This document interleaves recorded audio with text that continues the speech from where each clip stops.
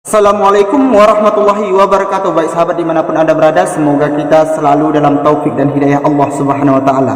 Kali ini kita punya pembahasan yang memang sangat perlu untuk kita ketahui kawan-kawan ya, karena ini menyangkut dengan akidah, yang mana ada sebuah ceramah Ustadz Piranda mengenai Imam Abu Hasan al-Asy'ari. Ini perlu untuk kita kaji ulang. Dalam arti kata, memang ini wajib kita luruskan.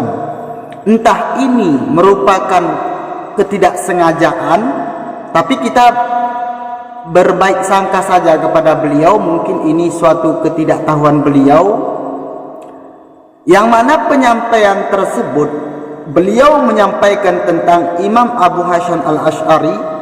Ada beberapa penyampaian yang memang salah fatal. Di antaranya di akhir video, di akhir ceramahnya, nanti kita putar ceramahnya ya di akhir video ya, yang mana di akhir ceramah beliau mengatakan Imam Abu Hasan al-Asy'ari sendiri meninggalkan pahamnya. Ini yang salah mutlak kawan-kawan ya. Kemudian beliau Ustadz Piranda menyampaikan bahwasanya Imam Abu Hasan al-Asy'ari juga ada menetapkan istiwa. Artinya seakan-akan Imam Abu Hasan al-Asy'ari juga mengajarkan keyakinan bahwasanya Allah berada di atas arasy. Istiwa itu maksudnya Ar-Rahmanu 'alal arasy istawa itu ya, dalam surah Thaha ayat 5 itu. Padahal ini suatu kesalahan yang fatal. Jadi bagaimana yang betul? Ini yang akan kita bahas. Kawan-kawan perhatikan, jangan salah paham dan lain sebagainya. Kita mengkritik ini juga untuk demi kemaslahatan umat, supaya umat jangan melenceng dari pemahaman ataupun rumusan Syekh Imam Abu Hasan al-Asy'ari.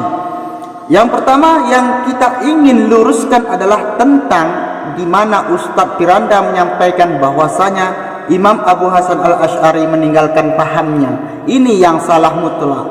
Bagaimana mungkin Imam Abu Hasan al-Asy'ari telah mendirikan rumusan-rumusan sendiri dalam bidang ilmu akidah ataupun ilmu tauhid, yang mana rumusan beliau itu berdasarkan Al-Quran dan hadis.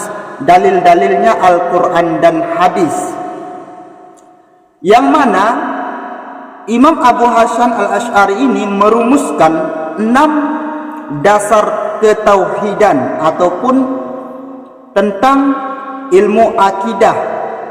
6 dasar-dasar yang beliau rumuskan.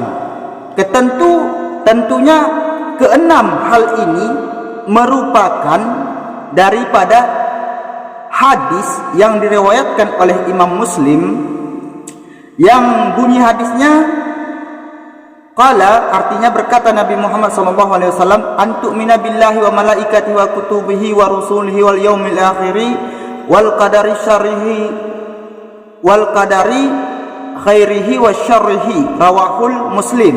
Artinya engkau beriman kepada Allah, beriman kepada kitab-kitab Allah, beriman kepada malaikat, beriman kepada hari kiamat, kemudian beriman kepada qada dan qadar. Tentu keenam rumusan ini sesuai dengan hadis yang diriwayatkan oleh Imam Muslim.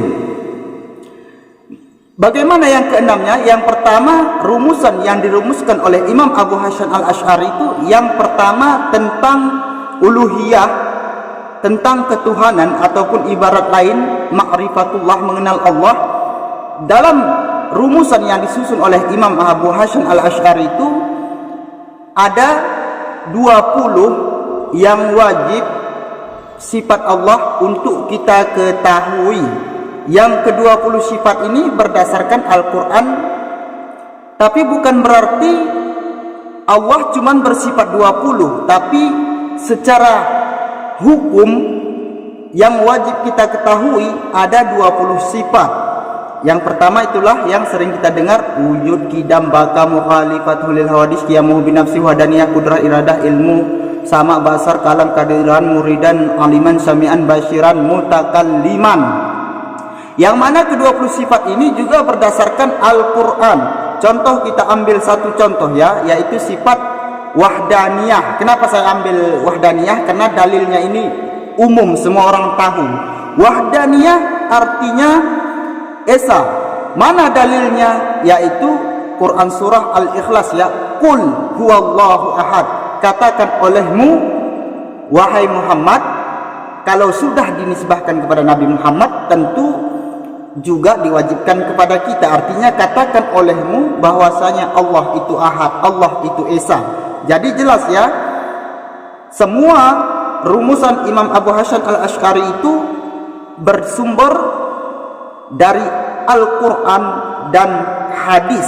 Jadi bagaimana mungkin beliau meninggalkan rumusan yang telah sesuai dengan iktikad para sahabat, tabi'in, ulama mutakallimin, ulama mutakaddimin, dan ulama mutaakhirin. Jadi ini jelas suatu kesalahan fatal bila Ustadz Piranda tersebut menyampaikan bahwasanya Imam Abu Hasyam al-Asy'ari telah meninggalkan pahamnya. Padahal yang ditinggalkan oleh Imam Abu Hasyam al-Asy'ari itu cuman adalah pemahaman Mu'tazilah. Itu yang beliau tinggalkan. Kemudian Imam Abu Hasyam al-Asy'ari mendirikan pahamnya tentang bidang usuluddin ataupun bidang ilmu akidah ataupun ilmu tauhid. Kemudian dari perkataan Ustadz Piranda tadinya ada dikatakan bahwasanya Imam Abu Hasyam al-Asy'ari juga menetapkan istiwa. Ini juga tidak benar. Kenapa? Karena dalam rumusan akidah yang disusun oleh Imam Abu Hasyam al-Asy'ari, kan tadi sudah kita sebutkan wujud, kidam, baka, mukhalifatuhu lil hawadis ataupun mukhalafatuhu lil hawadis. Yang mana mukhalafatuhu lil hawadis ini bermakna Allah itu berbeda dengan sekalian yang hawadis, yang segala baharu artinya makhluk. Jadi Allah berbeda dengan makhluk. Dalilnya Quran surah Asy-Syura ayat 11, yaitu laisa kamitslihi syai'un. Tiada sesuatu pun yang semisil dengan Allah, baik jihad, arah dan lain sebagainya. Jadi jelas tertolak bahwasanya Imam Abu Hasyam al-Asy'ari tidak pernah menetapkan istiwa. Jadi itu semua salah besar kawan-kawannya. Itu suatu kesalahan yang besar. Makanya saya bilang, bila memang Ustadz Piranda ini khilaf, itu wajar ya, lumrah kita manusiawi. Tapi bila memang ada unsur kesengajaan menyelewengkan dalam pengenalan Imam Abu Hasyam al-Asy'ari, ini na'udzubillah kawan-kawan ya, karena itu sudah bertentangan dengan Al-Quran. Karena rumusan yang dirumuskan oleh Imam Abu Hasyam al-Asy'ari mengenai ilmu tauhid itu berdasarkan Al-Quran dan hadis. Tapi kita tidak boleh berburuk sangka. Kita berbaik sangka saja. Mungkin beliau ataupun Ustadz Piranda menyampaikan demikian atas ketidaktahuan beliau. Jadi jelas ya, tadi kan dikatakan 6 rumusan itu tentang tauhid ma'rifatullah ya.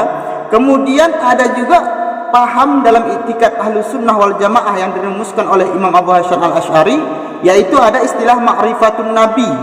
Apa itu ma'rifatun nabi? Kita juga wajib mengenal nabi-nabi, mengenal sifat nabi. Makanya di kalangan aswaja itu kan ada, kita diajarkan dulu sewaktu kecil 25 nabi yang wajib kita ketahui. Kan ada itu kan, Adam, Idris, Nuh, Hud, Saleh, Ibrahim, Lut, dan Ismail sampai Nabi Muhammad SAW. Kemudian sifat-sifat nabi yaitu siddiq, amanah, tabligh, fatanah. Ini wajib untuk kita ketahui. Itu rumusan-rumusan daripada Imam Abu Hasyam al-Asy'ari. Kemudian tentang malaikat-malaikat, makanya dalam aswaja itu diajarkan bahwasanya ada 10 nama malaikat yang wajib kita ketahui. Jibril, Mikail, Israfil, Ijrail, hingga tugasnya kan sampai kepada malaikat Ridwan, penjaga pintu surga. Kemudian tentang hari kiamat, kemudian qada dan qadar. Jadi rumusan Imam Abu Hasyam al-Asy'ari itu jelas berdasarkan Al-Quran dan hadis. Jadi suatu kesalahan besarlah bila Ustadz Firanda mengatakan Imam Abu Hasyam al-Asy'ari telah meninggalkan pahamnya, ini sungguh tidak ilmiah kawan ya, ini sungguh wajib untuk dikaji ulang. Semoga saja memang beliau itu tersalah tanpa ada unsur kesengajaan, karena bila ada unsur kesengajaan dalam penyelewengan tentang Imam Abu Hasyam al-Asy'ari, ini sungguh maaf kita bilang sudah terjadi fitnah. Kalau sudah ada fitnah itu nauzubillah. Tapi kita berbaik sangka saja ya, mungkin Ustadz Firandanya itu memang salah, artinya tidak sengaja ataupun ketidaktahuan beliau. Jadi jelas kawan-kawan ya, bila ada kawan-kawan yang ingin meluruskan ataupun ingin berkomentar ataupun dengan bahasa kasarnya lah kita katakan, ada yang ingin debat, silahkan tulis di kolom komentar, tapi sertakan referensinya ya. Sekarang mari kita dengar perkataan beliau.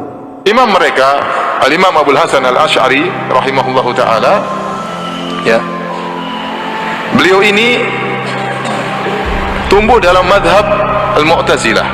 Jadi selama 40 tahun beliau belajar madhab Mu'tazilah dengan suami ibunya, yaitu kalau nggak salah Abu Ali al-Jubba'i. Ini tokoh Mu'tazilah. Maka dia belajar Mu'tazilah dari suami ibunya, ya bapak tirinya, selama 40 tahun. Setelah itu dia pun sadar, maka dia pun bertemu dengan sebagian murid Muhammad bin Kullab ya, yang disebahkan kepadanya madhab Kullabiyah. Ketemu dengan muridnya, maka dia mengambil madhab Kullabiyah dari muridnya Muhammad bin Kullab. Maka berubahlah madhabnya.